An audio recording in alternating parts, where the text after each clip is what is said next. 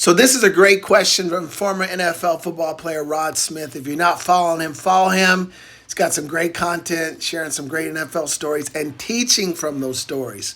So the question was after I had posted a video saying how in the last 30, 40 plus years through my research so far, I can't seem to find another NFL player who had a longer career than me that weighed under 160 pounds.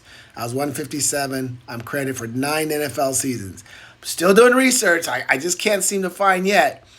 But he asked that question. So I could probably do this. This is a 60-minute keynote, really. But just to sum it up in a couple of reasons, I'd say one is I had a strong why to be successful. And I want to change my circumstances, the way we struggled growing up.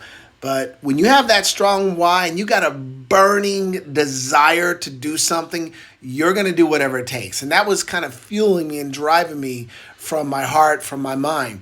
The second thing was I recognized I was talented. I had the natural gift of speed, quickness, jumping ability. But I remember hearing that saying, hard work beats talent when talent doesn't work. Well, I thought, well, what happens when talent puts in the work? So I was always committed to being a talented person athletically, but who also backed it up with work and willing to do what the work was at every level, and to work when nobody's watching too, and when you don't feel like it, and doing the extra stuff. So that was part of the equation too. And then I would just say the simple fact of always being looked at as an underdog. Through my journey, high school, college, pro, people always saw me as an underdog. And I know they saw me as an underdog, but see, I never believed I was the underdog. But I use that as motivation. And people that say that motivation for proving somebody wrong doesn't work. Oh, yes, it does. It does. It'll get you started. It might not, allow you to last, but yeah. Oh, too small to play college ball? I'll show you. Oh, too small to play in the NFL? I'll show you. Oh, you're not going to last that long in the NFL? I'll show you. I mean, that was driving me too, because I knew everyone saw me as an underdog. But the thing was, I used that to my advantage. I had a champion mindset.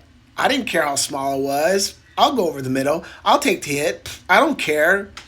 But I had the work ethic like an underdog. And that, I think, was the difference maker as well. And the last thing I would say is this, and this is what I learned through sports and other successful people, is that I would see people who would reach a certain level and they get comfortable and they relax and they forget what took them to that level.